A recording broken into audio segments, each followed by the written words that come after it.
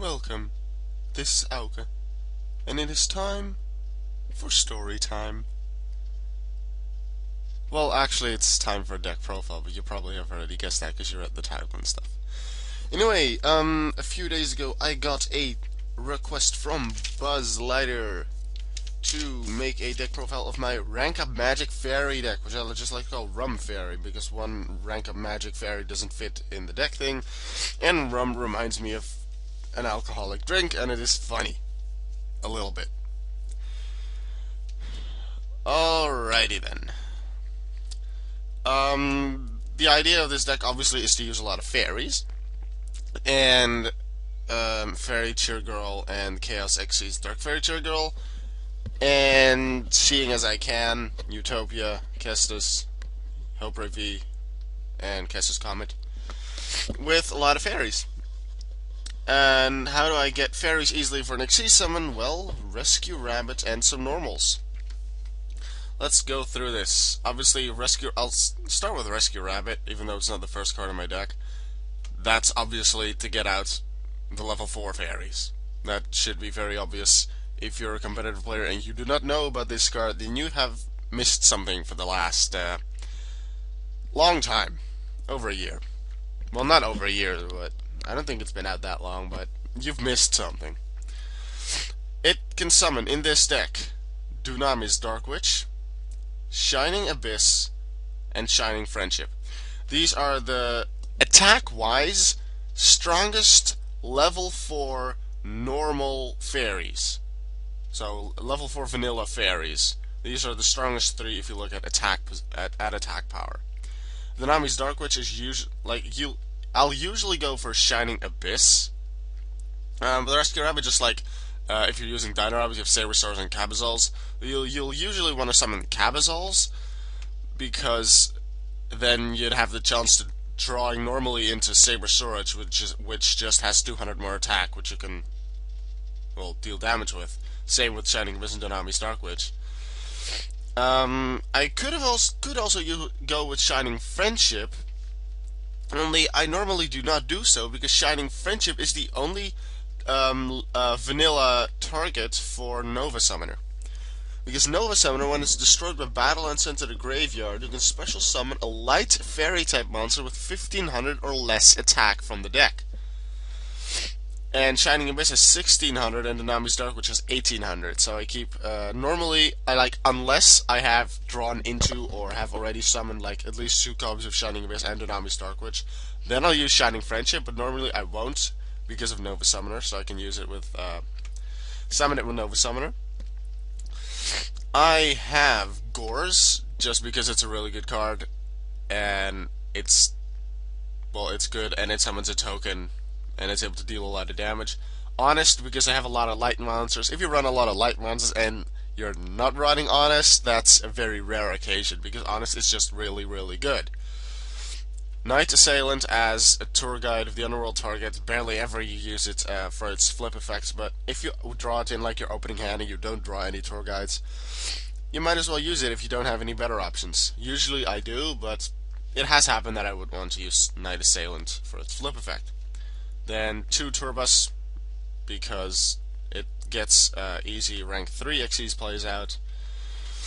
And then, tour guides, and then tour bus as the 4th tour guide target. Originally, did I make this deck before or after the ban list? I can't even remember, but otherwise Sangan would have been here to search for Rescue Rabbit, or Summoner, or Honest, or tour guide, or whatever.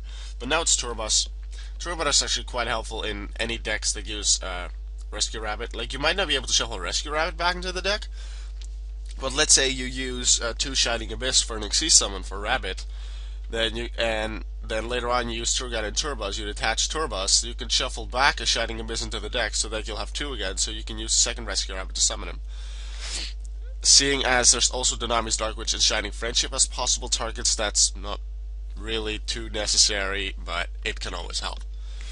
And there's not a lot of other level 3 fiends that are really good targets. I've look at it, feel like I have 2 decks in which I'm actually running Dark Mimic level 3 because I do not want Turbus from the Underworld in there, seeing as its effect is mandatory and I don't actually want to use the effect.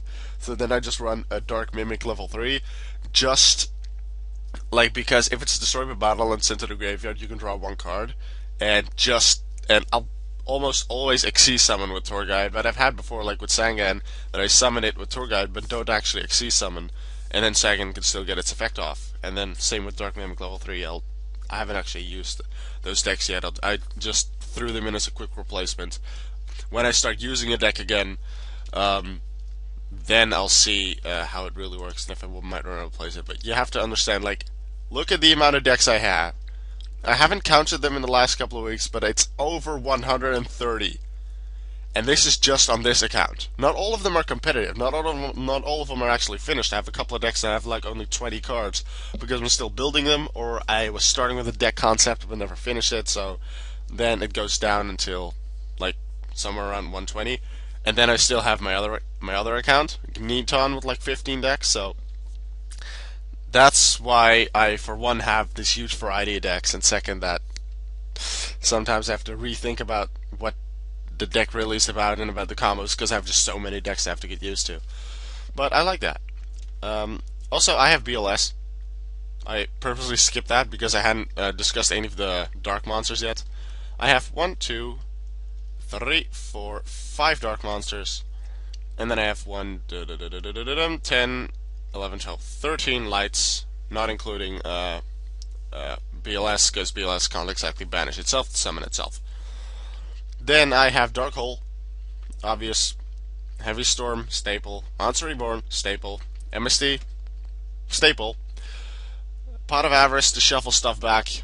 This usually does include, like Honest, if I've used it, Tour Guide and one of its targets, usually a second Tour Guide if I've used a second one already, BLS sometimes, or like I would do with Tour Bus, one of the possible targets for Rescue Rabbit. Then 2 times Rank Up Magic, Barian's Force, which actually is written with a V, at least in Japanese. I'm surprised they haven't updated that yet in the end, but it doesn't really matter.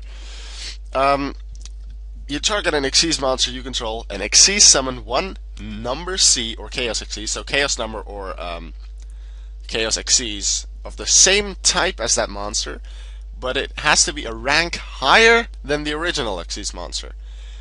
And then all of the original Xyz material on the previous Xyz monster stay as Xyz material for the new one. And then, if you have Xyz summon it this way, and your opponent controls a monster with Xyz material, let's say they have, I don't know, Wind-Up Zenmains. It's used a lot.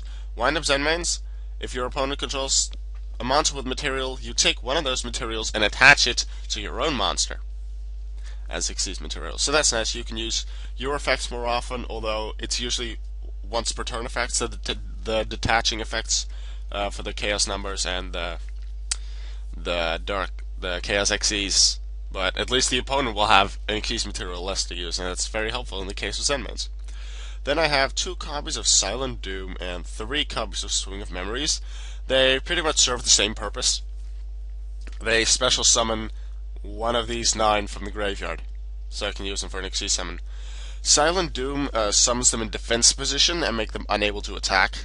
Like, they're in defense position, they can't attack anyway. But yeah, if you change them to attack position in the next turn manually or through a card effect, then they still cannot attack. It's like a lingering effect. But then, unlike with Swing of Memories, it doesn't get destroyed. Because Swing of Memories, you can special summon it also in attack position, and you can actually attack with it. And that's the reason why I run 3 Swing of Memories against 2 Silent Dooms, because Swing of Memories actually allows the monster to attack what I want to. But it does get destroyed during the end phase, so I make sure to then Xyz summon in main phase 2. Just like I would do sometimes with Rescue Rabbit, like summon 2 Dynami's Dark Witch, attack with them, and then Xyz into main phase 2.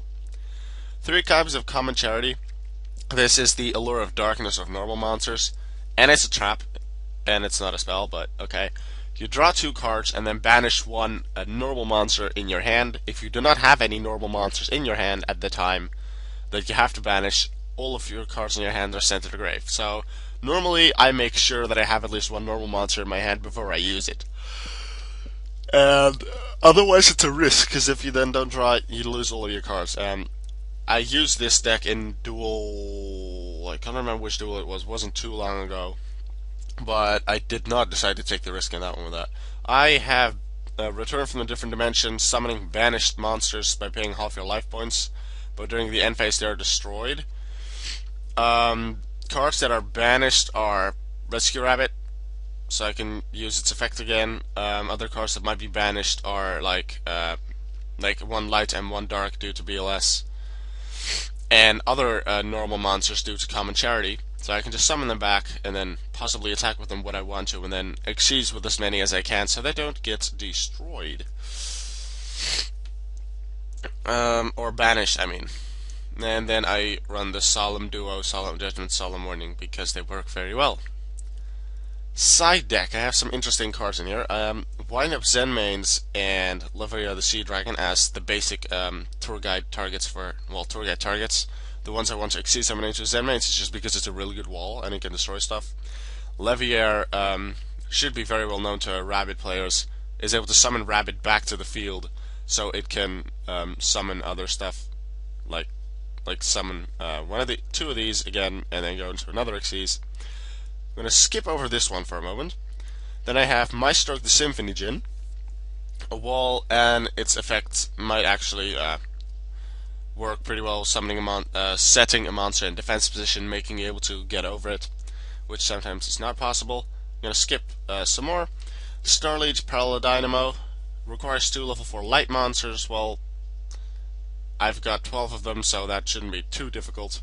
And this guy is actually very helpful, not in all cases, but if the opponent has a really strong monster, you just summon it, detach both of its Xyz materials, and the opponent's face-up monster, their attack becomes 0, and the effects are negated. So, any effects that might protect it from attacks, not going to work either. It's just 0 attack, and Paladin or any other monster can just slash right through it, like slice and dice, and then take it out. And as a nice little extra, when Paladinamo is destroyed by an opponent's card and sent to a graveyard, you draw a card. So that's a nice plus. Then I have Constellar Omega, once again 2 level 4 lights, and this is very helpful as it has a quick effect, not an ignition effect, but a quick effect, so it can be used on the opponent's turn, making all Constellars face up on the field. Currently, that was a messed up sentence. All currently face-up Constellar monsters on the field are on your field are unaffected by spells and traps. I don't have any other Constellars besides Omega, but at least that way you can survive spells and traps. Then I have Utopia. I originally had only one Utopia in this deck, I believe, but then for something I will discuss later, I added an extra one. Yeah, now time for the extra things. Now for the rank of magic stuff. The main card is Fairy Churgle. In a way, it's not really the most useful card, but you get an extra draw, and that's very nice. And then if you use Rank of Magic Barian's Force, you go into Dark Fairy Churgle, and when it's sent from the field to the graveyard, you draw 1 card. So that's the same as Paladinamo, pretty much. Although Paladinamo would actually still work on Solemn Warning, because Paladinamo just says destroyed and sends a grave, and Dark Fairy Churgle says destroyed, says sent from field to grave. But this one would then work for a tribute summon or something. Although, why would you tribute this for a tribute summon?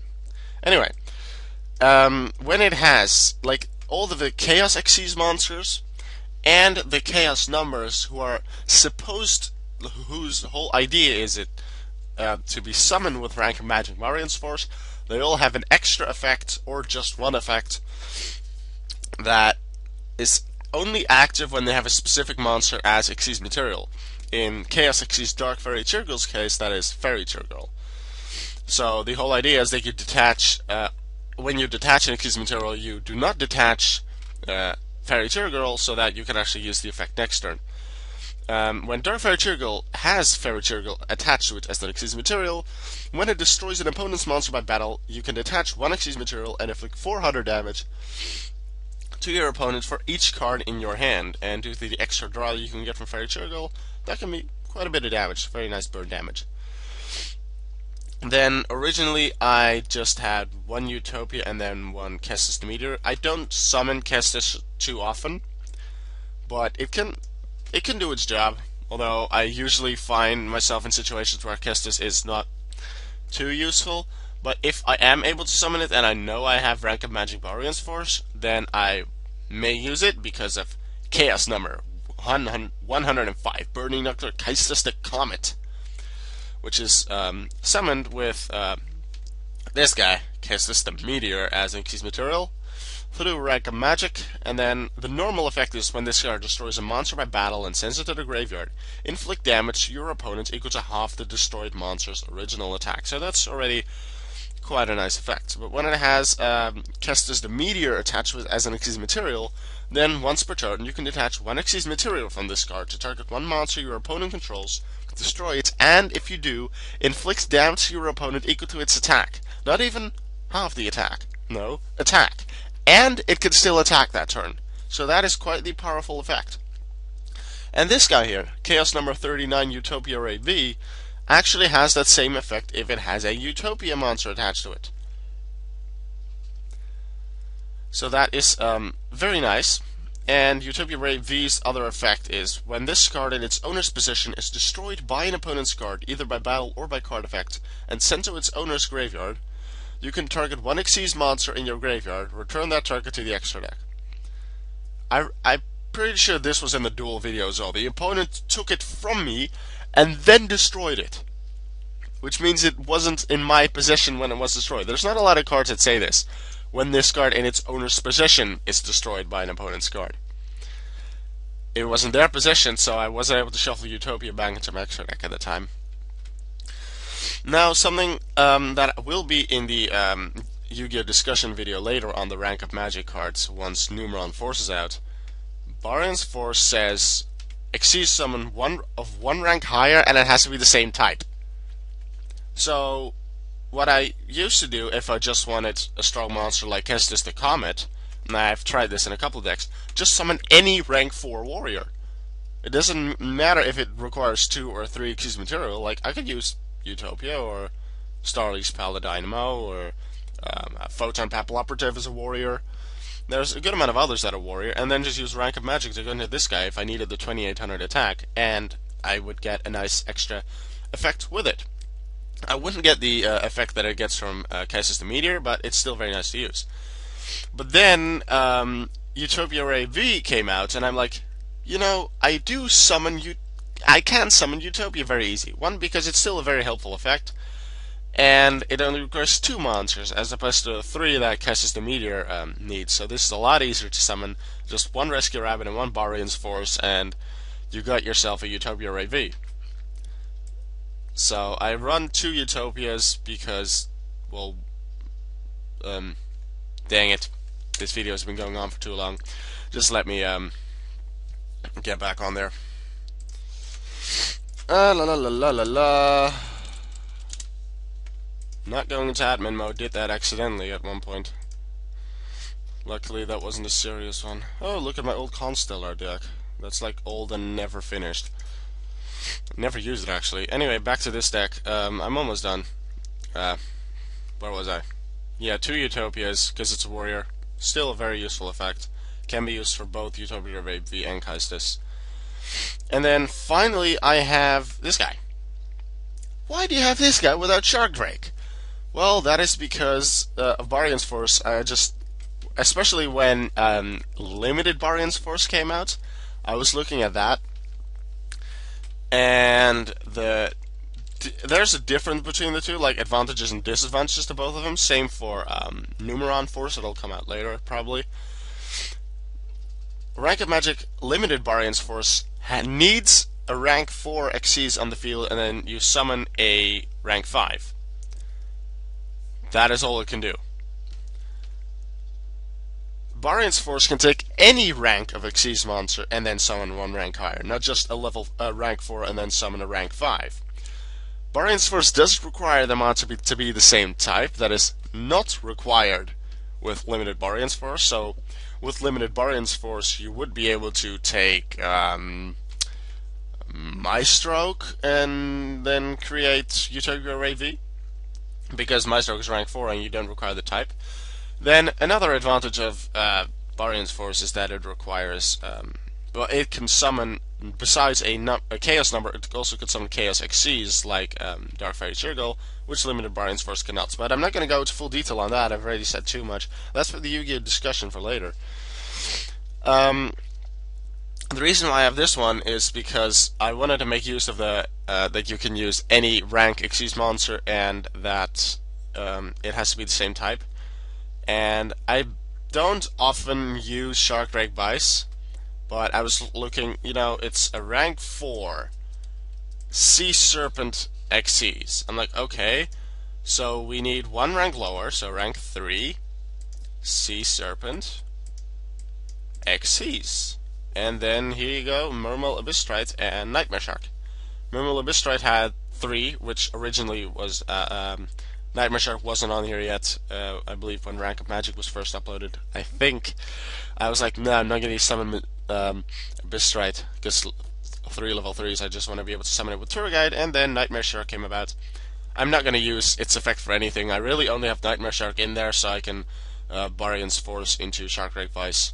So that way, with just one Tour Guide and then a Barian's Force, I can still get a 2800 attack power monster out there. And then, would it be the case that I'm 1000 life points or lower, I can use its effect. That hasn't happened yet in this deck. Has happened in a different deck before, but not in this one. Extra deck, side deck wise, just a couple of cards that I've thought about that could work that I haven't actually tested in this deck yet because I'm happy about how it works now. 2 gold sarcophagus to search for stuff, but the fact that you have to wait 2 turns, meh. Generation Force, if you control an Xyz monster, which I do often, you add 1 Xyz card from your deck to your hand, but I don't actually have any Xyz cards. What cards do you mean? Well, Xyz Reborn and Xyz Territory, 2 other cards that I've thought about. Xyz Reborn is pretty much a trap card, monster reborn from your graveyard, and then Xyz Reborn becomes an Xyz material for that monster. Like you can summon back Utopia with 1 material like this. And then Xyz Territory is an Xyz field spell. When an Xyz monster battles against another monster, that Xyz monster gains 200 attack and defense times its rank. So Utopia, because it's rank 4, would gain 800 attack and defense, but so would Kaistus. Even if you use like 5 level 4 monsters for an Xyz summon, would that be possible? Then you'd still only gain 800 attack. It's not about the amount of materials you use, just your rank. That is what matters. So I suppose that monsters which have easy summoning requirements like Utopia have the easiest time working with Xyz Territory. And then if this card, face-up card, would be destroyed by a card effect, then you can detach 1 Xyz material from a monster you control instead. So that way you can save itself if you really like Xyz Territory. But the annoying thing is that Xyz monsters are very popular, are used in a lot of decks, so the opponent very likely has Xyz monsters as well, and then they can use it to their advantage. So, alright, this has been the deck profile. I hope you enjoyed it. This went on for a little longer than I thought, but I went through them, discussed some ideas and some stories behind them. I hope you enjoyed it. This was Rank of Magic Fairies deck profile. I'll see you guys later.